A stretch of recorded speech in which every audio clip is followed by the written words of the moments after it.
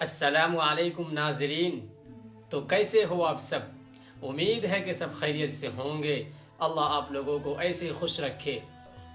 दोस्तों, आज मैं आप लोगों को वालिदैन के मुताल्लिक़ यानी बूढ़े माँ बाप के मुताल्लिक़ एक नहायत सबक आमोज़ क़िस्सा सुनाने जा रहा हूँ।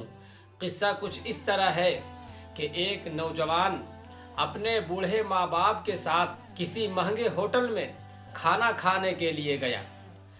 माँ बाप तो नहीं चाहते थे, लेकिन बेटे की ख्वाहिश थी कि वो उन्हें किसी महंगे होटल में ज़रूर खाना खिलाएगा। इसलिए उसने अपनी पहली तनख्वाह मिलने की खुशी में माँ बाप जैसी अजीम हस्तियों के साथ शहर के महंगे होटल में लंच कराने का प्रोग्राम बनाया। बाप को तो राशे की बीमारी थी, यानी कपकपाहट की बीमारी थी। उसका जिस्म हर लम्हा कपकपाहट में रहता था और ज़ईफ़ा बेचारी माँ को दोनों आँखों से कम दिखता था। ये शख्स अपनी खस्ता हाली और बूढ़े माँ बाप को हमराह लेकर जब होटल में दाखिल हुआ तो वहाँ मौजूद अमीर लोगों ने सर से पैर तक इन तीनों को यूं अजीबो गरीब नज़रों से देखा जैसे वो गलती से वहाँ आ गए हो।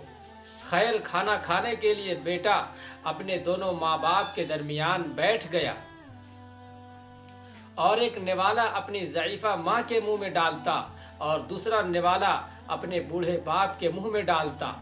खाने के दौरान कभी कभी राशे यानी कपकपाहट की बीमारी के बाइस बाप का चेहरा हिल जाता तो रोटी और सालन के टुकड़े बाप के चेहरे और कपड़ों पर गिर जाते। यही हालत माँ के साथ भी थी। वो जैसे ही माँ के चेहरे के पास निवाला ले जाता तो नज़रों की कमी की बाइस वो अनजाने में इधर उधर देखती तो उसके भी मुंह और कपड़ों पर खाने के दाग पड़ गए थे। तो इर्द गिर्द बैठने वाले लोग जो पहले ही उन्हें हकीर और जलील निगाहों से देख रहे थे और भी मुंह चिढ़ाने लगे कि खाना खाने की तो तमीज़ नहीं है और इतने महंगे होटल में आ जाते हैं।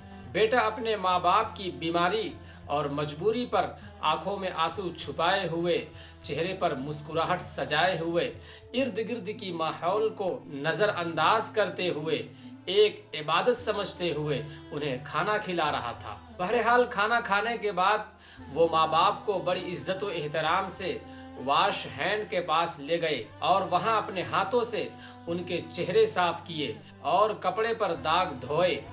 और जब वो उन्हें सहारा देते हुए बाहर की जानिब जाने लगे, पीछे से होटल के मैनेजर ने आवाज़ दी और कहा, बेटा तुमने हम सब के लिए एक कीमती चीज़ यहाँ छोड़े जा रहे हो।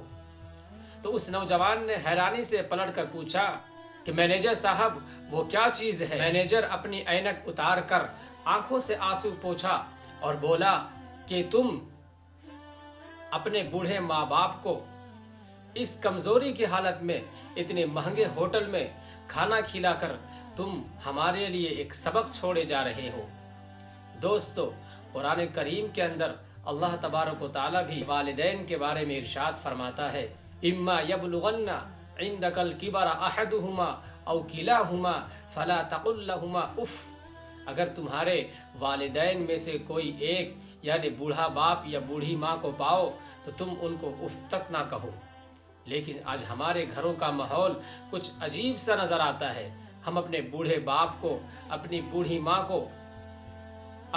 माँ के ऊपर जुल्म व सितम के पहाड़ तोड़ते हैं और उन पर तंजिया अल्फाज कसते हैं और उन्हें डांट डपट कर कहते हैं कि तुम बूढ़े हो चुके हो, इसलिए तुम अपने काम से काम मतलब रखो। दोस्तों, हमें वालिदैन की इज़्ज़त व एहतराम करनी चाहिए। ख़ास तौर से जब वो बुढ़ापे की उम्र को पहुंच जाए तो उनका खूब ख्याल रखना चाहिए।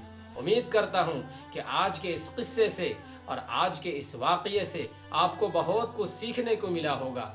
तब तक के लिए अगर आपने हमारे चैनल को अभी तक सब्सक्राइब नहीं किया है तो बराए करम आप हमारे चैनल को ज़रूर सब्सक्राइब करें और नीचे कमेंट बॉक्स में कमेंट करके ज़रूर बताना कि आज का यह किस्सा वालिदैन के मुताल्लिक़ आपको कैसा लगा। अस्सलामु अलैकुम व रहमतुल्लाहि व बरकातुहू।